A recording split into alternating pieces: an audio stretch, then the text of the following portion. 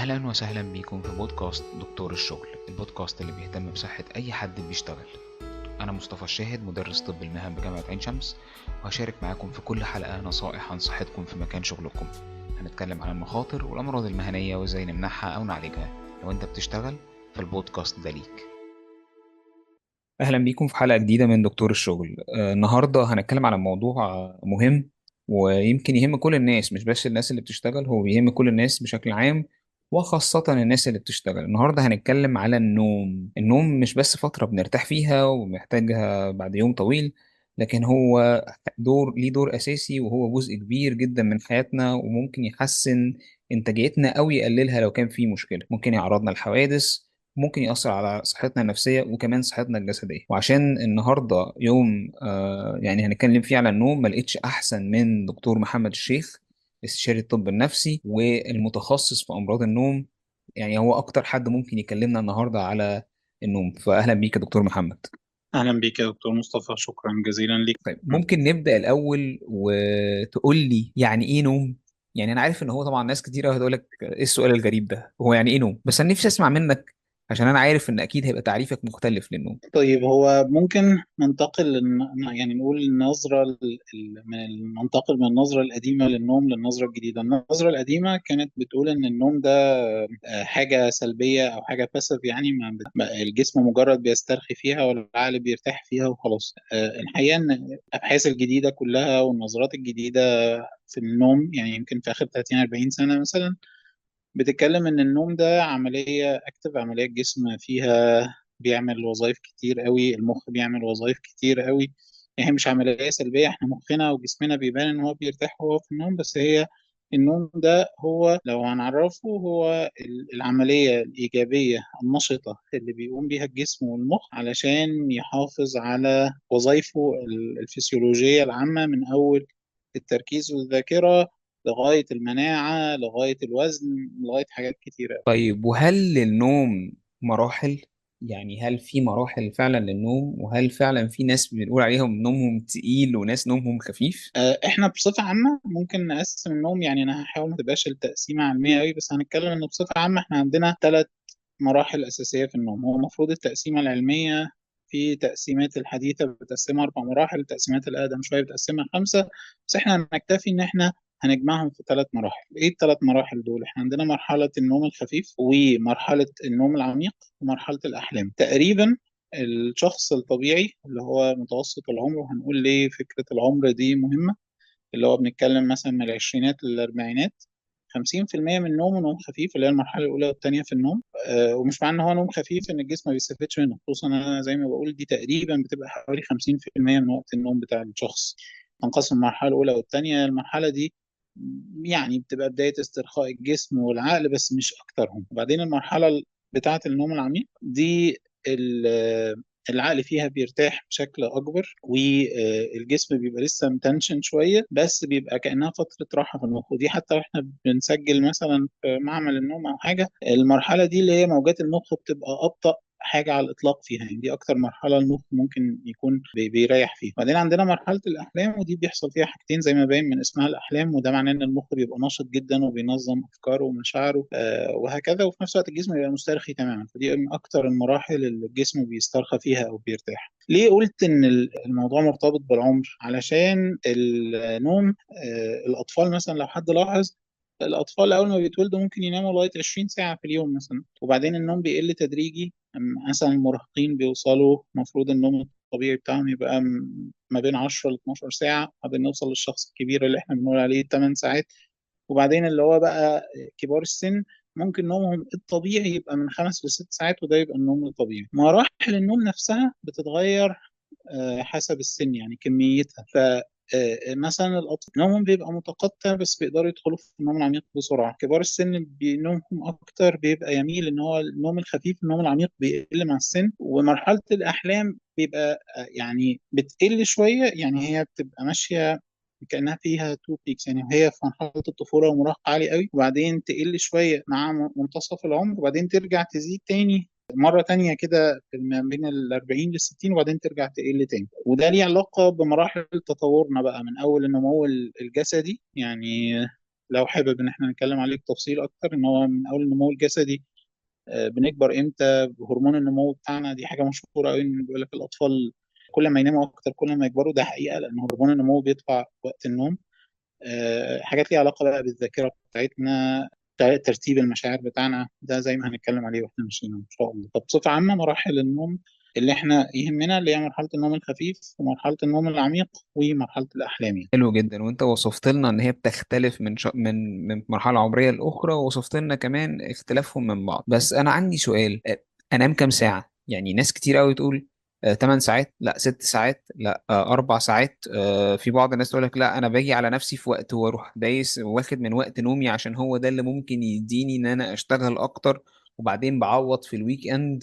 في ناس نتيجة شغلها بتفضل فعلا فترات كتيرة بتشتغل. أظن الدكاترة أكيد يعني حضرتك عارف يا دكتور محمد ان في بعضنا بيشتغل متواصل ساعات ال 24 ساعة وبيعوض وقت تاني. فهل عدد ساعات النوم فعلا 8 ساعات زي ما احنا بنسمع، ولا اقل ولا اكتر؟ وهل فعلا بيختلف برضو زي ما حضرتك قلت بالاعمار المختلفة ولا لا؟ هو مبدئيا يعني احنا عايزين هنتكلم عليها بشكل مختلف، بس مبدئيا في عدد ساعات نوم طبيعي للناس، يعني المفروض ان هو بيبقى زيادة زي ما قلت في الاطفال، وبيقل تدريجيا مع العمر لغاية لما يوصل في كبار السن، يعني اللي عدوا الستين مثلا بيبقى من 5 ل6 ساعات. ده هو الايديال او المناسب ليهم. اكتر من كده ده هيعتبر كتير.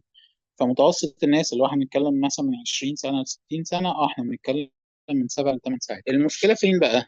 النوم احنا عندنا قدرة على التعويض. يعني عايز ارد على سؤالك بكذا نقطة. الناس اللي يقول لك انا هطبق عشان مثلا اذاكر احسن او كده، ده مش حقيقي. يعني لو واحد افترضنا مثلا عنده امتحانات ثانوية عامة، فقرر آخر شهر مثلا ينام 4 5 ساعات وعشان يذاكر أكتر، الحقيقة إن تحصيله على المدى البعيد هيبقى أقل. يعني في آخر الشهر ده الوقت اللي هو حاسس إن هو ذاكره أكتر، هو في الحقيقة اللي اتخزن في مخه اقل، قدراته الذهنيه هتبقى اقل، درجه تركيزه هتبقى اقل.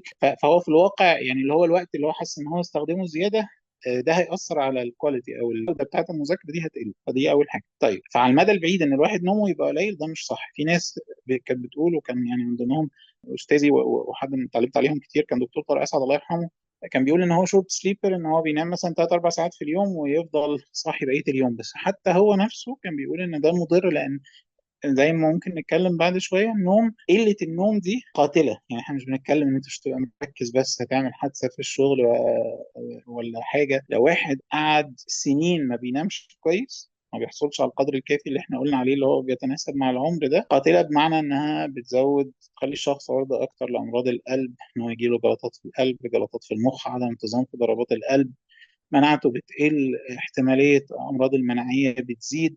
احنا كل ده مش بنتكلم على اللي هو تركيزه هادي شويه، ولا مثلا هو سايق ممكن يعمل حادثه، رغم ان الحاجات دي خطر ومهمه. بس انا بتكلم ان في امراض قويه لو الواحد فضل نومه قليل هيتاثر بشده. فده مش صح ان حد يبقى على طول نومه قليل. في نقطه بقى انت قلتها ممكن نتكلم فيها شويه، اللي هي فكره ان حد يقول لك انا هشتغل مثلا 3 4 ايام في الاسبوع بزياده واعوض في الويك اند. ده عليه اختلاف شويه. في حاجه اسمها سليب ديت، او اللي هو دين النوم. احنا ربنا خلقنا عندنا قدره ان احنا لو قعدنا يوم يومين ثلاثه، ومش معروف بالظبط لغايه قد ايه، يعني في ناس، في ابحاث بتقول هم اخرنا 3 ايام، في ناس بيقولوا اب تو 6 ايام عشان موضوع الويك اند ده، ان احنا مخنا بيعوض. لو حد قعد 3 4 ايام ما ينامش وجرب ينام، هيلاقي ان هو نومه بقى اعمق، مرحله الاحلام بتاعته اكتر، ووقت نومه اكتر. يعني هو طبعا مش هيعوض نوم ال3 ايام، يعني هينام مثلا 24 ساعه على بعض. بدل ما هو العادي بتاعه بينام 8 ساعات، هيلاقي نفسه نام مثلا 10 12 ساعه بشكل اعمق في مرحله احلام اكتر، وهكذا. بس حتى الميكانيزم دي مع الوقت مش حاجه سستيند، يعني مش هيفضل طول الوقت يقدر يعمل كده، اللي هو اسبوع ويرجع ينام في الويك اند، اسبوع ويرجع ينام في الويك اند. ده ليه حدود. بعد شويه جسمه هيفتكر ان هو مش عايز ينام، ودي حاجه من الحاجات الخطيره جدا. الناس كتيره جدا بتشتكي منها، ان هو يبتدوا يشتكوا من ارق كمرض، مش ان واحد قلقان في يوم فمش عارف ينام. الارق لو تحول لارق مزمن، ده يعني ممكن لو حابب نبقى نتطرق ليه. ان المخ بيفقد حساسيته اللي احنا بنسميها الساعه البيولوجيه. المخ ما بيبقاش فاهم انت عايز تنام ولا مش عايز تنام. فموضوع اللي انت قلته ان احنا نقدر مثلا في اسبوع اتزنقنا فسهرنا كتير فهنعوض في الويك اند، ده ماشي، ينفع اسبوع اسبوعين، ولازم نعوض. لو الموضوع تخطى اسبوع، موضوع دين النوم ده مش هيحصل. يعني المخ خلاص هينسى ان انت، هيعتبر ان انت خلاص مش عايز تعوض، فخلاص هنبتدي نعد من اول وجديد. يعني لو انت قعدت اسبوعين مثلا، مخك هيقعد اسبوع ماكسيموم. احنا اتفقنا في ابحاث بتقول 3 ايام، ابحاث بتقول 6، فماكسيمم 6 ده اللي نعرفه لغايه دلوقتي. ممكن يطلع اكتر بعد كده، بس على قدر علمنا دلوقتي هم 6 ايام. لو انت تجاوزت ده وما عوضتش دين النوم، خلاص مخك هيريست ويبتدي يعد 6 ايام من اول وجديد. لكن الخطر ان حد يفضل يعمل كده لدرجه ان مخه يفقد حساسيه النوم، فيتحول ان هو يبقى عنده ارق. خلاص هو ما عندوش شغل، ما عندوش مذاكره، ما عندوش حاجه، عايز ينام، النوم مش موجود. وده علاجهم بيبقى صعب جدا ومتعب للمريض وللطبيب. من كتر ما الحالات دي، يعني بيبقى يجي لي ناس مثلا ممكن ما نامش، يقول لك انا بنام ساعه وساعتين في اليوم بقالي مثلا 5 سنين، انا عايز انام. ماشي هنحاول، بس ده مش علاجه للاسف مش سهل على الاطلاق. نسأل بقى سؤال مهم. في نسمع دايما كده على ال90 دقيقة، أنا عشان تنام لازم تنام 90 دقيقة أو مضاعفتها. ودايما بيتكلموا إن دي دورة النوم، فأنت لازم تاخد 90 دقيقة أو مضاعفتها عشان تقوم مرتاح وما إلى ذلك. وده ياخدني أنا هسأل السؤال على بعضه وأنا هسيبك تجاوب براحتك. السؤال التاني اللي أنا هسأله، القيلولات أو النابس. في شعوب زي اليابان الناس بتشتغل كتير قوي، وبالتالي هم موفرين في مكان الشغل ديسكس، وساعات تحت الديسك مكان يقدروا يناموا فيه من 45 دقيقة أو ساعة عشان يقدر يقوم يكمل شغله تاني. بما إني دايما مهتم بالجزء المهني يعني، فهل فعلا ال90 دقيقة دي مقولة صحيحة؟ وهل مضاعفتها فعلا احنا محتاجين ننامها؟ وايه تأثير النابس علينا؟ وهل فعلا احنا محتاجين ناخد نابس ان احنا ننام في قيلولة ولا لا؟ طيب نبتدي الأول. موضوع 90 دقيقة ده احنا المفروض في حاجة اسمها السليب سايكلز أو دورات النوم. دورة النوم الواحدة بتتقاس من إيه؟ من الوقت ما بين مرحلة أحلام لمرحلة أحلام اللي وراها. وأول مرحلة أحلام غالبا في الناس الطبيعيين اللي ما عندهمش أي مشاكل في النوم بتحصل ما بعد 90 ل 120 دقيقة، ومن كل مرحلة أحلام للتانية بتبقى من 90 ل 120 دقيقة. فده مصدر ان دوره النوم الواحده 90 دقيقه. بس ايه اللي احنا محتاجين نقوله بقى، ننوه عليه برضو؟ احنا نومنا مش الحاجات، الارقام اللي انا قلتها في الاول اللي هو ال 50 وال 25% النوم العميق، و25% مثلا او من 20 ل 25 مرحله الاحلام، هي مش بتحصل بشكل متناسب على مدار النوم. بمعنى احنا اول نومنا او النص الاول من الليله، لو احنا نمنا 8 ساعات، اغلب النوم العميق هيبقى في اول 4 ساعات، واغلب مرحله الاحلام هيبقى في تاني 4 ساعات. بمعنى ان احنا مثلا اول مرحله احلام هتيجي ممكن تقعد دقيقتين، 3، 5 دقائق. اخر واحده ممكن تقعد 10 دقائق، 15 دقيقه، 20 دقيقه. فده معناه ان مراحل النوم العميق اول واحده مثلا هتيجي تقعد مثلا نص ساعه، اللي في اواخر النوم اللي هي قبل ما نصحى على طول ممكن تقعد مثلا 5 دقائق ولا حاجه. فالنوم العميق بيبتدي كتير وبيقل على مدار الليله، مرحله الاحلام بتبتدي قليله وبتزيد على مدار الليل. ده مهم عشان موضوع النابس ده هنجيله دلوقتي. فهل المفروض ان احنا ننام بمضاعفتها؟ يعني لو 90 دقيقة دي بالظبط، اللي هو احنا لازم ننام 4 ساعات ونص مثلا. يعني بيقال ان النوم الطبيعي ما بين 3 ل5 دورات نوم. يعني لو احنا خدناهم على المتوسط اللي هو ال 90 دقيقة، هنتكلم من 4 ساعات ونص لتقريبا 7 ساعات او 7 ساعات ونص. ده لو احنا خدناها انها دوره النوم 90 دقيقه. احنا الحقيقه لا، هو ده ملوش دعوه. احنا وقت النوم بتاعنا ده احنا بنشوفه هو كويس او لا على حسب الشخص. صحي تاني يوم مفوق ولا لا، حاسس ان هو نام بعمق، حاسس ان جسمه مرتاح، صاحي فايق ولا لا.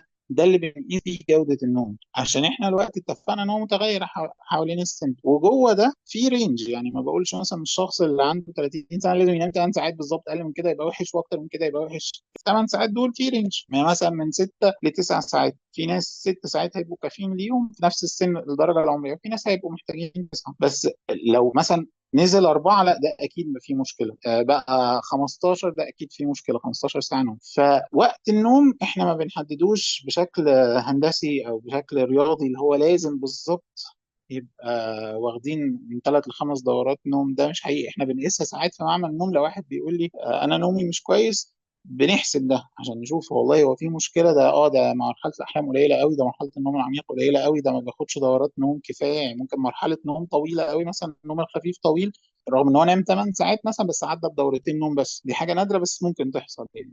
لا ده كده جوده النوم سيئه. ده بنعرفه لو عملنا معمل. طيب ليه انا وضحت في موضوع النوم ده؟ في موضوع النبس او القيلوله هدفها راحة الجسم وان المخ ياخد بريك. احنا اتفقنا ان انا مرحلة الاحلام كده كده ما بتحصلش في اول الليلة كتير، فانا لو نمت ساعة ونص ساعتين غالبا مرحلة الاحلام اللي هي المخ مسؤول فيها عن تنظيم الذاكرة وان هو يعمل تنظيم للمشاعر والجسم يريح خالص ومش عارف ايه الكلام ده كله، مش هيحصل، مش هيلحق، لان هو حتى لو نام ساعتين قيلولة وده كتير، او مرحلة الاحلام اللي فيهم ما تبقى 5 دقائق بالكتير، يعني 10 دقائق، يعني لو ربنا كرمه هيخش فيها على طول.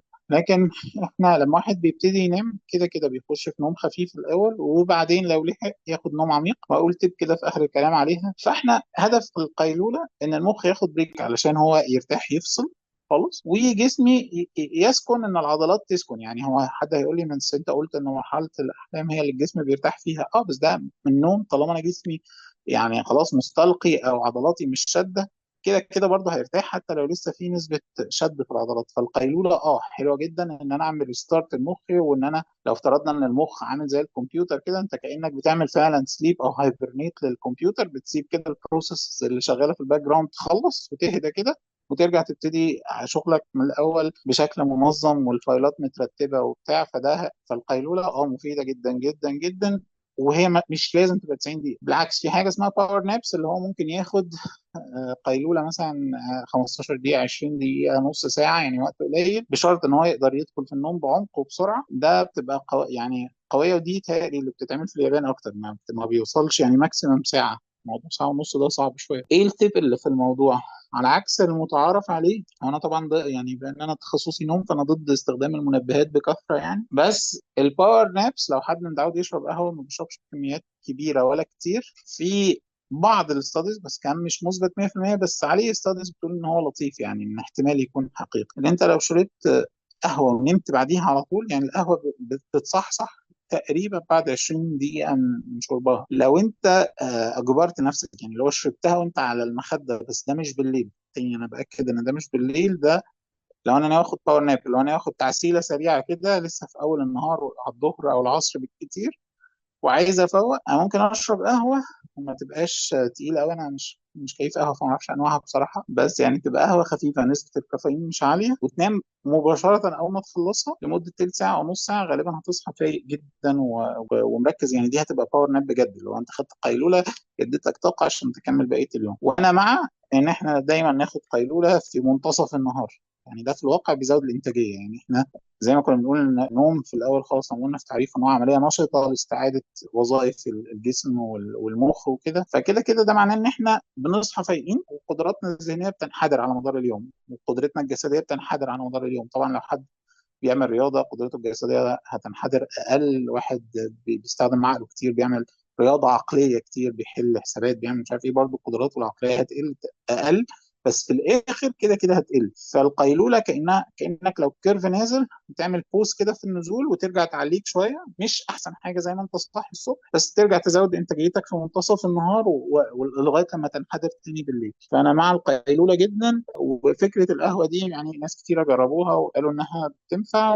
ووقت النوم زي ما اتفقنا هو بيتحدد على حسب حاله الشخص، يعني وقت هو هينام قد ايه على حسب حالته على مدار الليله، والتاني صاحي تاني يوم عامل ازاي. الموضوع ملوش دعوه بس بكميه الوقت لكن بجوده النوم. انا ما اقدرش اسيبك قبل ما تمشي من عندي يعني غير لما اسالك على حاجتين.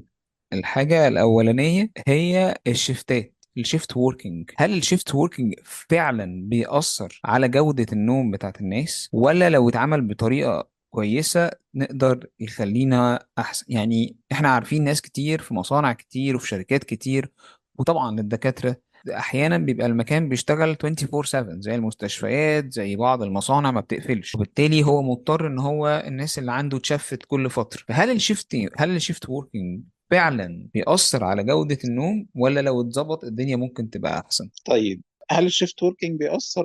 يعني احنا عندنا في الدي اس ام اللي هو التصنيفات الامراض، عندنا حاجه اسمها شيفت ورك ديس اوردر، يعني سيركاديان ريزم ديس اوردر شيفت ورك تايب. ليه؟ احنا جسمنا ادابتبل، بمعنى هو بيحب النظام، بيحب الريزمز، يعني المشهوره قوي وسط الناس اللي هو فكره الساعه البيولوجيه. احنا جسمنا بيحب النظام جدا، تصحى بميعاد، تفطر بميعاد، تنزل تعمل رياضه في ميعاد. ده بيحسن وظائف الجسم بشده، وده مش بيبقى وظائف الجسم اللي هو العادات، بس ده بينعكس على المواد الكيميائيه اللي بتفرز في الجسم. اشهرها على الاطلاق الكورتيزول. مستوياته في الجسم بتطلع امتى؟ لان الكورتيزول ده اللي هو الهرمون بتاع الستريس، وفي نفس الوقت بيعمل وظائف بنائيه وتكسيريه مختلفه في الجسم، يعني ده مش مجال لذكرها. فده مثلا مشهور جدا، كل طلبه الطب والدكاتره عارفينه، وممكن الناس لو قريته. هو ليه بيكس معينه، يعني هو بيطلع في وقت معين في اليوم، يعني بيطلع عالي وبعدين بيبتدي يقل وبعدين يرجع يطلع عالي وهكذا. ده مثال بس لفكره ان جسمنا منتظم. احنا في النوم مثلا بنحتاج الماده المشهوره دلوقتي وناس كتيره ممكن بتاخدها كده اوفر ذا كاونتر حتى من غير ما دكتور يكتبها لهم، اللي هو الميلاتونين. الميلاتونين ده هرمون النوم الطبيعي، شركات كتيره قررت تعبيه في اقراص والناس تاخده، بس طبعا يعني ليه اضرار لو ما اتخدش صح، بس يعني برضو مش موضوعنا. فاحنا جسمنا بيحب النظام. مين اللي بيبوظ النظام ده؟ الشيفت وورك.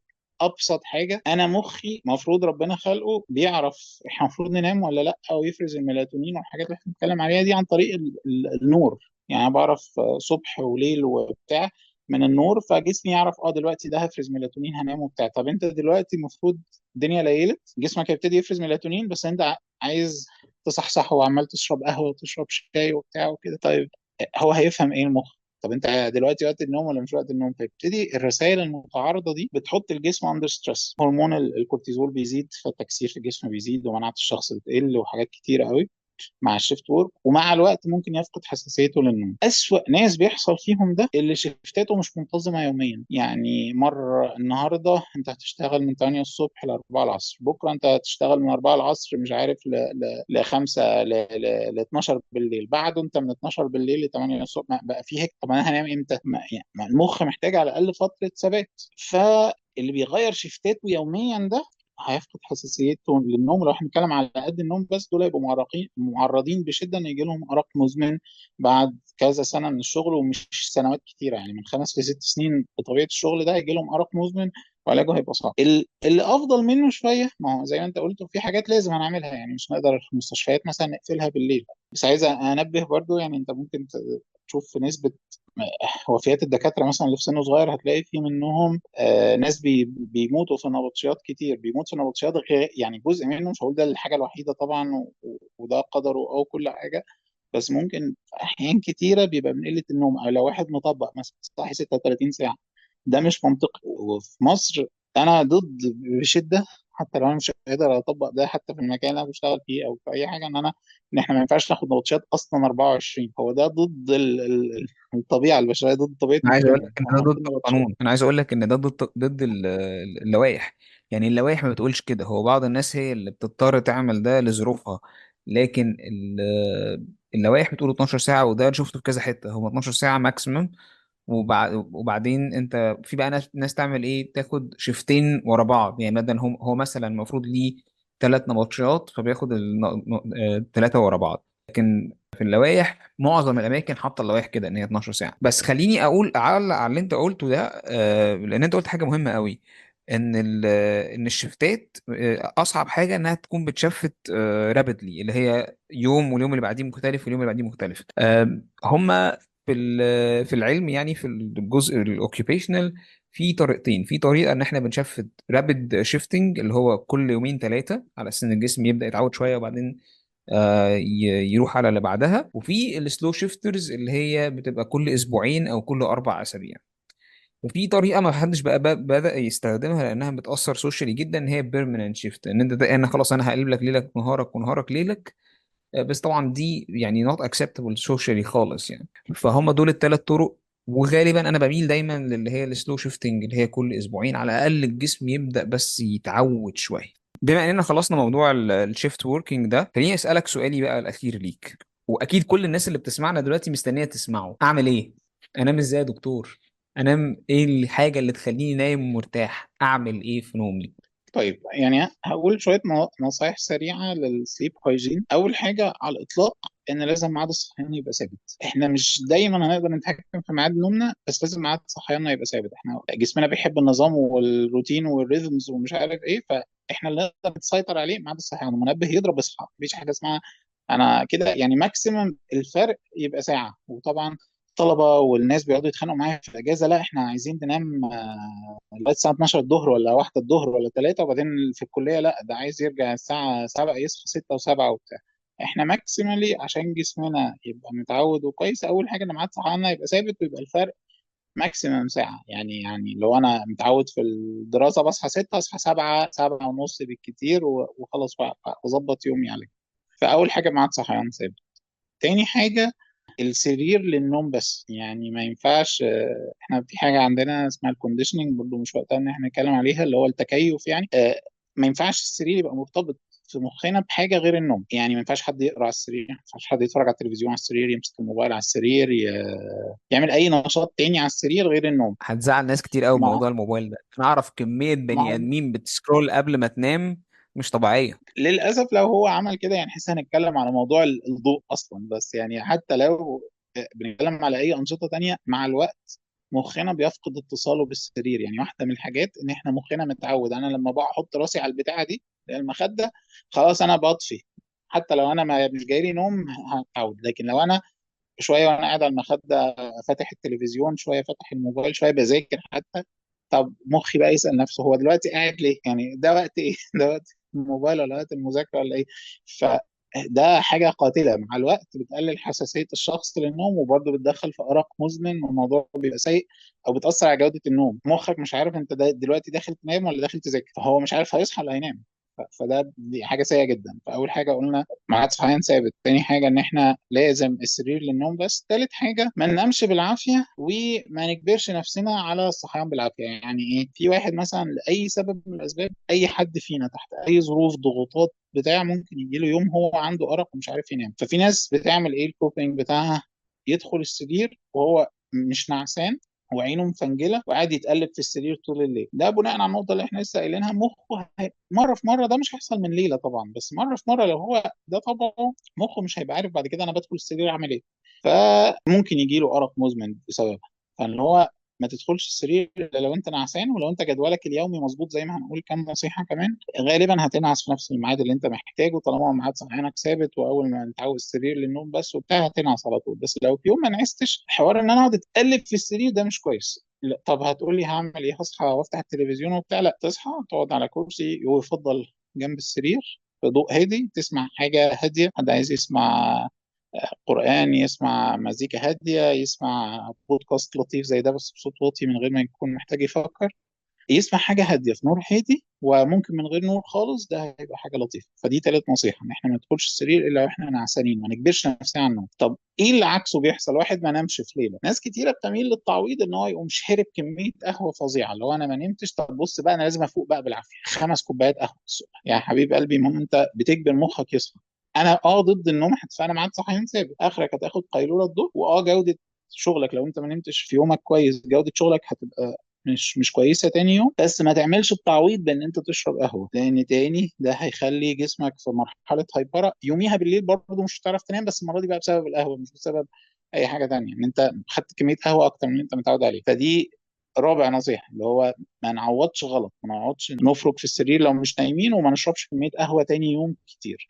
اخر حاجه، عشان دي عكس الناس ما هي متخيلاها، الرياضه العنيفه قبل النوم بتخلي جوده النوم وحشه. ودي لما بقولها لحد بيقعد ازاي؟ ده انا بلعب ماتش الكوره من هنا ببقى قتيل وبنام ومش عارف ايه. الحقيقه ان الرياضه العنيفه يعني الرياضه العنيفه بمعنى ايه؟ انها رياضه فوق تلت ساعه زودت عدد ضربات القلب اكتر من 20 ضربه في الدقيقه. يعني هو كان 60 بقى 100 مثلا. الرياضات القويه لو قبل النوم مباشره، يا اما مش هتنيمك لانها بتنشط الجهاز العصبي قوي، يا اما بتخلي جوده النوم سيئه. افضل يعني مش افضل وقت، ما يفضل ما نمارسش رياضه. يعني اختلفت الاقوال، بس ما بين ساعتين ل4 ساعات عن ميعاد النوم. يعني انا لو انام 10 اخري، مثلا مش هروح الجيم لغايه اخلص 10 ل 10 واروح انام، لا، اخري الساعه 8. ومفروض الصح الاصح يعني يبقى اخري الساعه 6، ما يبقاش الرياضه لازقه في النوم. لازق، وخصوصا لو رياضه عنيفه زي ما قلنا اكتر من تلت ساعه فيها زياده عنيفه في ضربات القلب، تبقى بعيده عن وقت النوم شويه. والاكيد طبعا ان احنا ما نشربش منبهات، ولا ناكل شوكولاته، ولا نشرب كولا بانواعها، بالذات الحاجات اللي فيها كافيين. لو واحد بينام 10، يعني هي المفروض من 6 ساعات قبل النوم ما تاخدش منبهات، عشان جوده نومك بالليل تبقى كويسه. ده ما يتعارضش مع كلامي ان القيلوله ممكن نشرب قبليها قهوه على طول، لان دي الصبح. لكن بالليل يفضل بعد 5 6 ما نشربش يعني منبهات. لو حد عمل ب6 نصايح دول، ميعاد صحيان ثابت، ان احنا السرير للنوم بس، ان احنا ما نقعدش نفرك في السرير، ما ندخلش السرير لو احنا نعسانين، وان احنا ما نعوضش بمنبهات كتيره، نبعد الرياضه عن وقت النوم شويه، وما نشربش منبهات متاخر. ده هيخلي غالبا جوده النوم بتاعتنا معقوله، عشان ما ندخلش في امراض نوم ويأثر على ادائنا تاني يوم يعني. يعني يا دكتور محمد، انا مبسوط جدا ان انا كنت معايا النهارده، واتمنى تكون الحلقه عجبت الناس. وانا بشكرك جدا، وبشكر كل الناس اللي بتسمعنا. واكيد اكيد هيبقى لينا يوم تاني نقعد مع بعض ونتكلم تاني، لان موضوع النوم ده موضوع كبير جدا. على يعني يمكن ممكن الحلقه النهارده ما كفتش، واعتقد ان احنا عملنا حلقه تانية مش هتكفي. فتاني انا بشكرك وبشكر كل الناس اللي بتسمعنا. شكرا جزيلا يا دكتور مصطفى، وانا استمتعت جدا معك. شكرا جزيلا. اشوفكم في حلقه جديده ان شاء الله.